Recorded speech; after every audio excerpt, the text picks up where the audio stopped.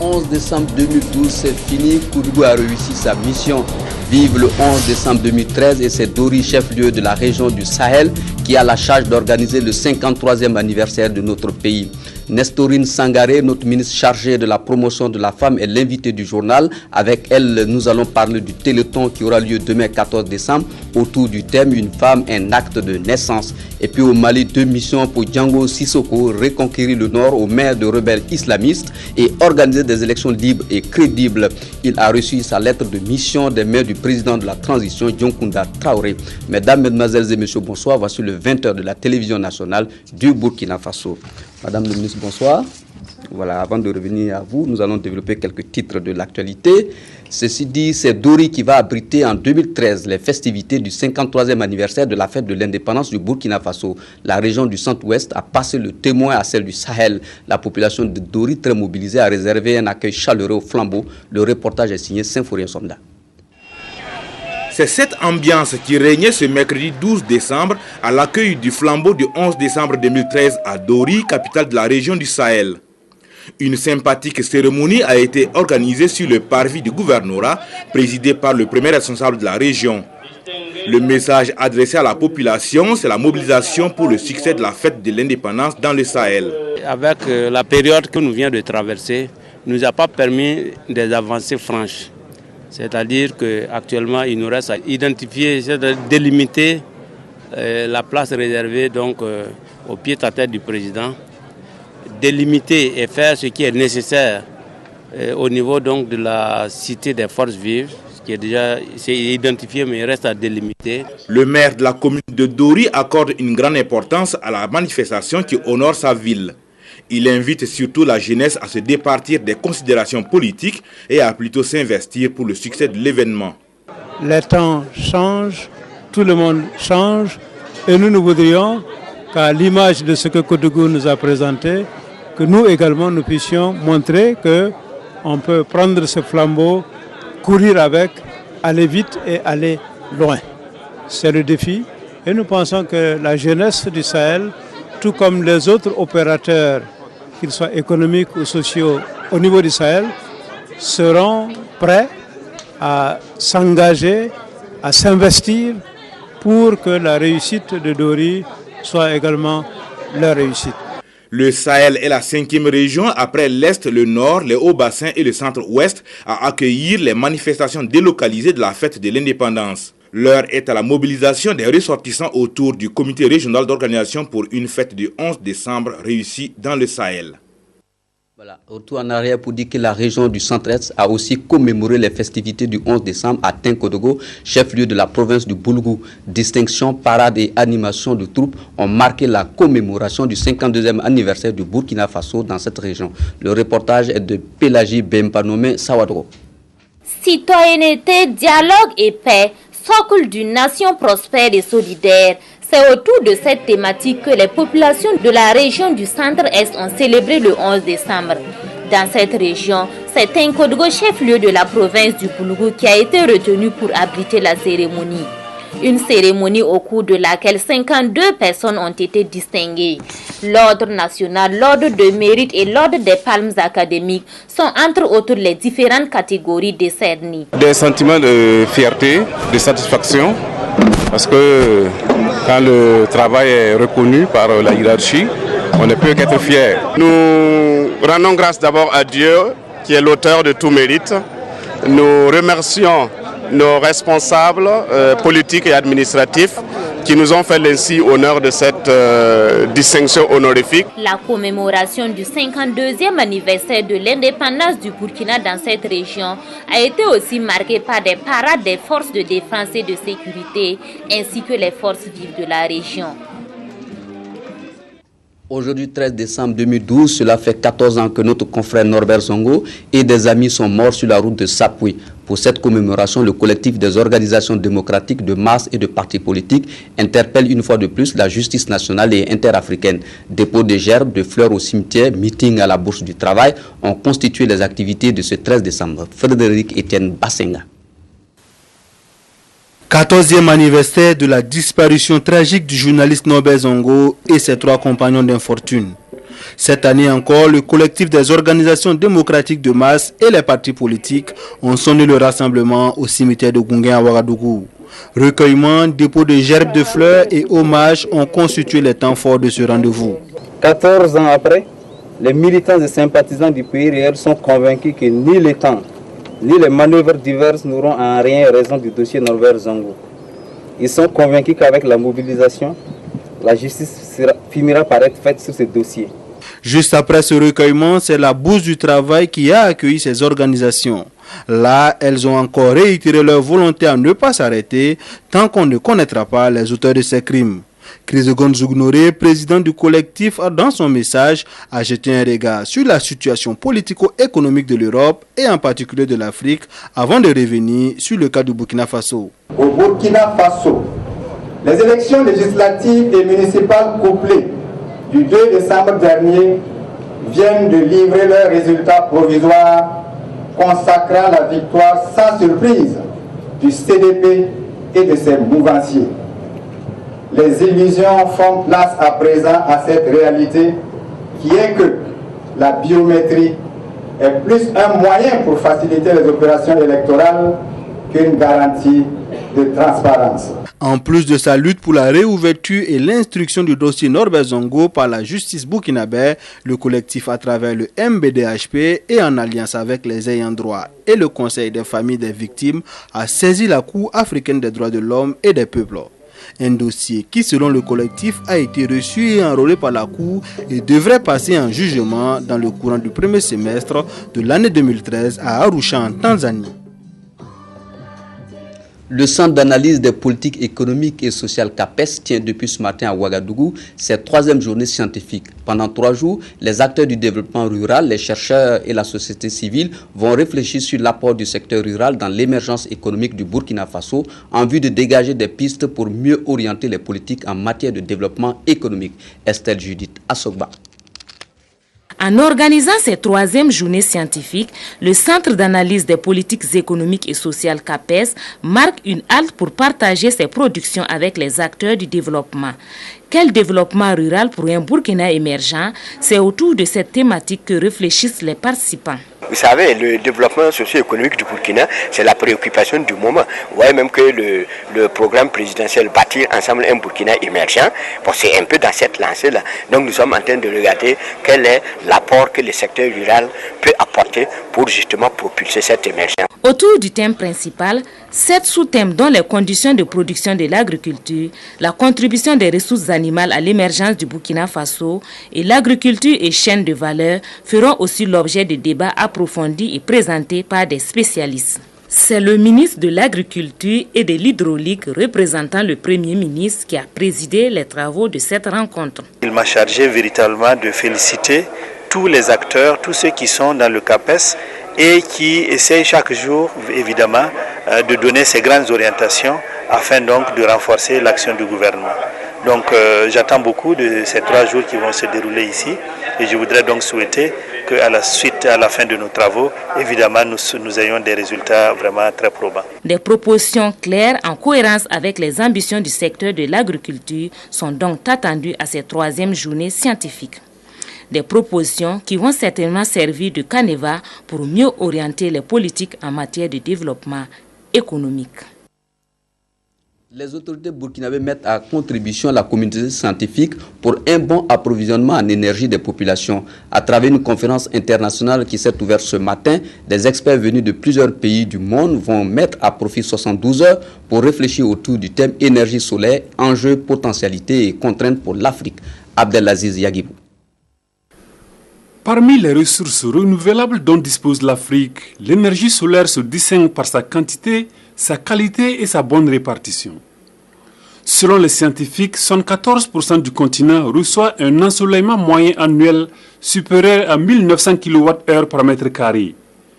Une potentialité qui, si elle est judicieusement exploitée, pourrait contribuer à apporter une solution au faible accès et au coût élevé de l'énergie. À travers cette première conférence internationale de Ouagadougou, d'éminents scientifiques venus des différents continents vont faire bouger les lignes. Question de permettre aux pays d'Afrique, dont le Burkina, de mieux profiter de ce potentiel énergétique. Nous avons le soleil, c'est une richesse, malheureusement inexploitée. Et comme vous le savez aussi, par exemple dans le cas de Burkina Faso, nous avons beaucoup misé sur l'énergie thermique, l'énergie hydroélectrique, mais tout ça nous revient très cher, notamment l'énergie thermique, avec le prix du baril qui est à plus de $100. Donc je pense que la réflexion avec ces scientifiques devrait nous permettre donc de pouvoir canaliser nos idées, de pouvoir voir quels sont les investissements que nous devons faire pour permettre donc un développement harmonieux de l'énergie solaire dans notre pays. Au Burkina, l'on parle d'ici à 2015 de plusieurs centrales solaires pour une puissance de 400 à 600 MW. Un pari que l'Institut international d'ingénierie de l'eau et de l'environnement d'Eusieux entend contribuer à gagner. L'année prochaine, nous allons sortir 500 ingénieurs, de 250 burkinabés, dedans une quarantaine qui vont être formés sur ces énergies renouvelables. Donc vous voyez qu'aujourd'hui, c'est une affaire qui est préparée depuis longtemps et qui montre une vision politique à long terme qui est à la fois de réunir les hommes, les technologies. La communauté scientifique se propose ici de faire un diagnostic, mais aussi d'aller plus en profondeur à la recherche de solutions techniquement, économiquement et socialement soutenables. La conférence sera rééditée tous les 2 ans sous l'égide du ministère burkinabé en charge de l'énergie. L'Association pour la promotion de la sécurité et de la souveraineté alimentaire Afrique Verte Burkina organise depuis ce matin au CBC dans notre capitale la 2e bourse céréalière internationale de Ouagadougou. Cette bourse qui regroupe 200 acteurs céréaliers a pour objectif la mise en relation de l'offre et de la demande céréalière de la sous-région en vue de susciter des échanges agricoles entre les opérateurs et les différents pays. Le reportage est signé Kadi Sanogo. La bourse céréalière internationale est un cadre de rencontre entre les acteurs céréaliers, à savoir ceux qui vendent et ceux qui achètent. Initiée par le réseau Afrique Verte International, cette bourse céréalière de Ouagadougou réunit 200 participants venus du Bénin, Burkina, Mali, Niger, Nigeria, Ghana, Togo, Côte d'Ivoire et de la Guinée-Conakry. L'objectif visé par cette bourse est la mise en relation de l'offre et de la demande céréalière à l'échelle sous-régionale en vue de susciter des échanges agricoles entre opérateurs d'une part et entre pays d'autre part. L'idée majeure, c'est que certaines régions produisent d'une manière excédentaire, pendant que les autres régions du même pays n'ont pas suffisamment produit, donc n'ont rien pour nourrir la population. On a pensé que comme c'était un tout, autant distribuer, diversifier les produits, offrir à ces zones qui n'ont pas été excédentaires, qui sont déficitaires, de la production qui est excédentaire dans l'autre région. Et on ne peut pas le faire en disant aux commerçants, courez. On s'est dit, un lieu ensemble, en un seul jour, on a fini de dire qui offre quoi à qui et qui peut aller acheter quoi. Et ils négocient aussi les conditions de livraison. Pour les premiers responsables du ministère en charge de l'agriculture, la bourse céréalière internationale est une bonne initiative qui contribue à lever certaines contraintes qui entravent le développement harmonieux des filières agricoles. En ce qui concerne la bourse elle-même, son intérêt est extrêmement important. Vous savez que nous avons des perspectives heureuses en termes d'excédent céréalier. Et il faut en faire une bonne gestion. Et la bourse va permettre, n'est-ce pas, de jouer un peu le rôle d'intermédiation entre les différents acteurs, notamment les acheteurs et donc les vendeurs. Plusieurs activités sont prévues au cours de cette 2e bourse céréalière internationale de Ouagadougou, notamment des conférences débats sur la production agricole, la confrontation de l'offre et de la demande et l'exposition vente des produits agroalimentaires. L'Organisation mondiale de la santé OMS renforce les capacités de son personnel sur les comportements qu'il faut avoir pour mieux gérer sa santé. La rencontre s'est ouverte ce matin à Ouagadougou sous le signe de journée de la promotion de la santé à l'OMS. Abdoul Rasmane Zongo. À Ouagadougou, employeurs et employés de l'Organisation mondiale de la santé OMS sont en discussion autour de la question de la santé. Et le niveau de santé se définit non seulement pour une absence de maladie, mais pour un bien-être social, psychologique, physique et mental. Cette journée a pour objectif de renforcer les connaissances du personnel de l'OMS pour leur permettre de prendre soin de leur santé, pour leur permettre de contrôler ce qui est contrôlable dans leur santé ou dans leur niveau de santé. Alors, la promotion de la santé est une des stratégies centrales de l'OMS. Cette rencontre qui se tient sous l'égide de l'OMS vise à promouvoir de bonnes pratiques pour l'amélioration de la santé de ces travailleurs. Le ministère de la Santé organise un atelier de sensibilisation en rapport avec un décret d'application interdisant le tabac en milieu public. Les participants de la rencontre sont des responsables de débit de boissons, des hôtels et des boîtes de nuit. L'objectif est de contribuer au respect du dit décret. Abdul Rasmane Zongo, toujours. Le ministère de la Santé se met en avant-garde de la sensibilisation sur l'interdiction de fumer dans les milieux publics. Le combat est multisectoriel et aujourd'hui ce sont les responsables du débit de boissons, des hôtels et des boîtes de nuit qui sont concernés par la présente rencontre. C'est le décret qui porte interdiction de fumer dans les lieux publics et les transports en commun. Donc nous avons voulu réunir ce matin les responsables d'hôtels, qui est un lieu public le plus souvent, les responsables des boîtes de nuit et les responsables des bars, qui sont par excellence des lieux publics. Et pour leur donner un peu les principes qui sont dans ces décrets-là, on va échanger largement là-dessus, mais surtout ce que nous voulons d'eux, c'est qu'eux-mêmes ils soient des vecteurs de la sensibilisation de leurs clients. Un des objectifs recherchés est de contribuer à l'éradication ou à la réduction du tabagisme en milieu public afin de minimiser les énormes risques de maladies liées au tabac. Le ministère de la fonction publique, du travail et de la sécurité sociale forme les acteurs de l'administration du travail, des représentants des organisations d'employeurs et de travailleurs sur les obligations constitutionnelles relatives au reporting, c'est-à-dire la rédaction des rapports périodiques sur l'application des conventions ratifiées. Maïmouna Traoré.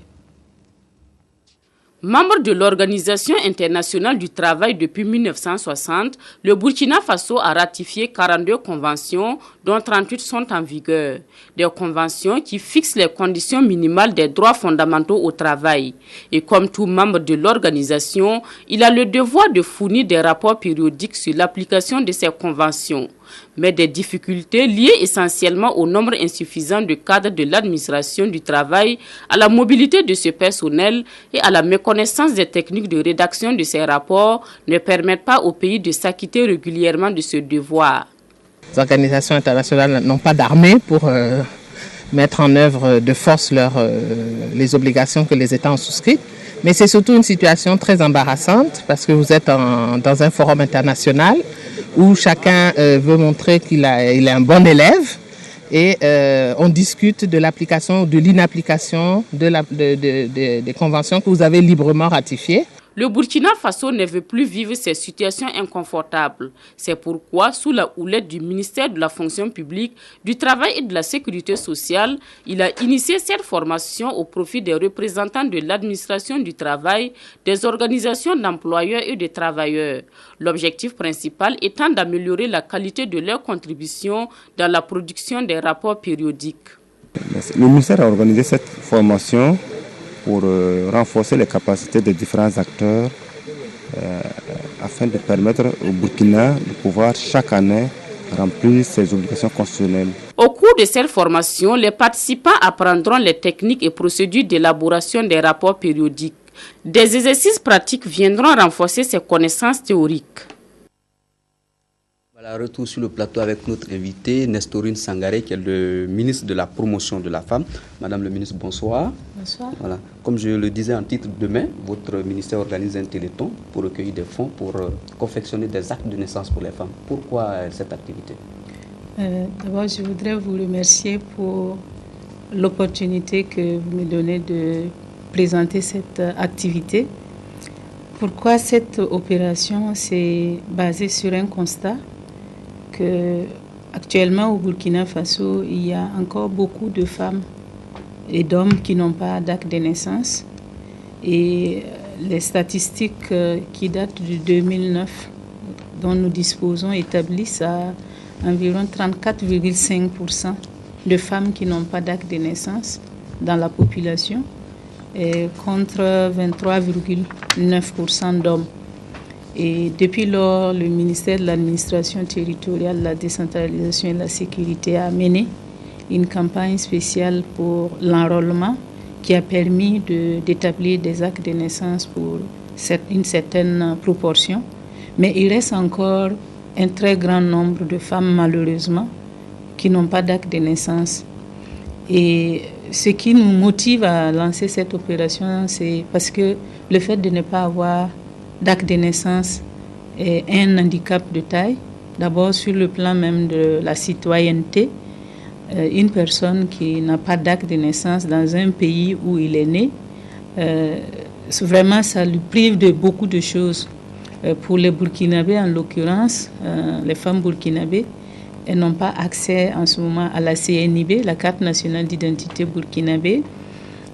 L'inscription à l'école est conditionnée par l'acte de naissance. Pour se marier, il faut un acte de naissance. Pour aller à la caisse, il faut une carte nationale d'identité qui est conditionnée par l'acte de naissance. Pour voyager, il faut encore une carte d'identité. Pour avoir même un abonnement téléphonique, maintenant avec les portables, il faut l'acte de naissance. Et bien sûr, pour participer aux élections, il faut avoir un acte de naissance pour l'enrôlement. Et c'est autant de faits qui nous poussent à initier cette opération, vraiment parce que les femmes qui n'ont pas d'acte de naissance n'arrivent pas à profiter de beaucoup de choses que l'État met à la disposition de la population dans son ensemble. Donc demain, la cérémonie aura lieu à la salle des banquets, c'est à Ouaga 2000. Et à combien vous estimez à combien ce dont vous avez besoin pour mener à bien cette opération? Notre intention est d'établir les actes de naissance pour 2 millions de femmes, parce qu'on a estimé à environ... Oui, mais on a environ 3 millions de femmes qui n'ont pas d'acte de naissance. Donc nous voulons établir les actes de naissance pour 2 millions. Donc il va rester 1 million de femmes qui n'auront pas d'acte de naissance. Alors, avec 2 millions de femmes, il nous faut environ 2 milliards de francs CFA. Et ces 2 milliards de francs CFA, nous comptons dans notre stratégie de communication les mobiliser par différentes sources. Il y a la contribution normale qui est donnée par le budget de l'État, mais nous pensons aussi que nous pouvons utiliser donc ce téléthon pour aller chercher pour la journée et la soirée de demain 100 millions à l'occasion de cette soirée. C'est le minimum que nous espérons collecter. L'opération va durer toute l'année. On a commencé depuis le mois de septembre lors du Forum national des femmes et nous allons aller jusqu'à décembre 2013 pour essayer donc non seulement de collecter les ressources, d'identifier les personnes qui sont dans le besoin, faire établir les actes par le ministère de l'administration territoriale et les autres ministères concernés et redistribuer les actes de naissance au niveau de la population concernée pour les 2 millions ciblés pour cette opération. Donc si nous arrivons à avoir plus que les 100 millions au cours de l'année, nous allons établir pour 2 millions de femmes. Si nous avons plus, nous allons établir pour les 3 millions potentiels et aussi établir pour des hommes, parce qu'au niveau des hommes, le taux également dépasse les 1 million. Si on s'en tient aux statistiques de 23,9% d'hommes qui sont sans acte de naissance. Donc on pourrait en tout cas avoir besoin de plus que 2 milliards pour réussir à établir les actes de naissance pour 2 millions de femmes.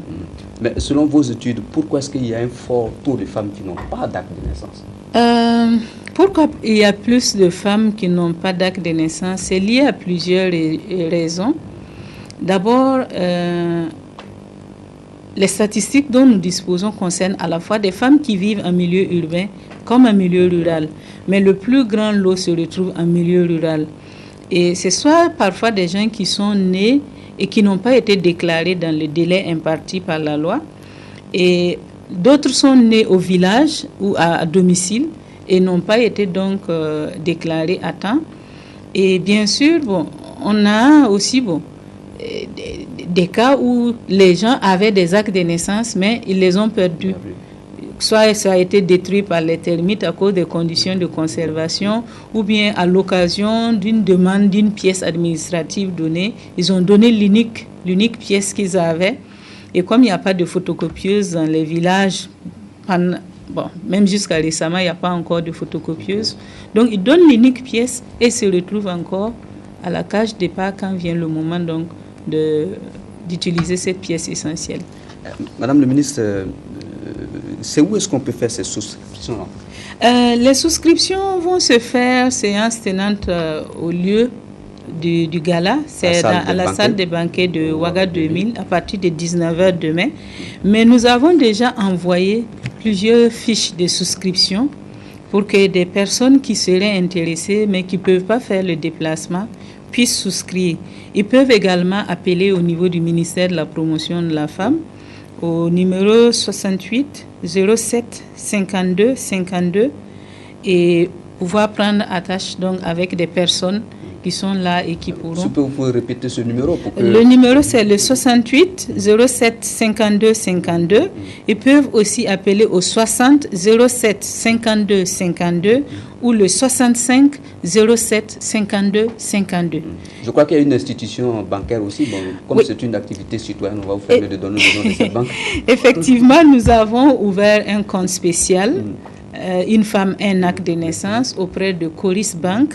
Et le numéro du compte, c'est le 13 34 18 24 10 1. 13 34 18 24 10 1. Donc c'est auprès de Coris Bank. Tout le réseau Coris Bank au Burkina. C'est tout le réseau Coris Bank au Burkina. Et les versements peuvent se faire à ce numéro de compte-là. Maintenant, nous avons également la diaspora qui va contribuer par le net, parce que nous avons mis en place un dispositif de transfert sécurisé pour que les Burkinabés de la diaspora ou les amis du Burkina à l'extérieur qui aimeraient contribuer à cette opération, qu'ils puissent donc faire procéder au transfert. Et le site web, c'est le www. Une femme, un acte de naissance, tout collé, .org. Ils pourront aller sur ce site-là et puis également souscrire pour l'opération. Pour demain, pour le Téléthon, comment ça se passe? On rentre cadeau ou comment ça se fait? Non, l'entrée n'est pas cadeau parce que, comme vous vous imaginez, c'est une opération qui est organisée réellement pour collecter des ressources.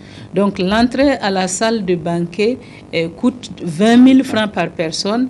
Et une fois à l'intérieur, nous allons encore demander des contributions, les souscriptions à même les fiches. Et nous recommandons vivement que tous ceux qui souscrivent, ils demandent des quittances pour que nous puissions les remercier après, pour que nous puissions les comptabiliser, savoir qu'ils ont donné. Donc tout ça, ce sont des détails pour éviter que des personnes mal intentionnées ne viennent s'immiscer dans le décor. Voilà, Madame le ministre, je vous remercie beaucoup d'être passée sur le plateau. Moi, je souscris, je signe pour vous.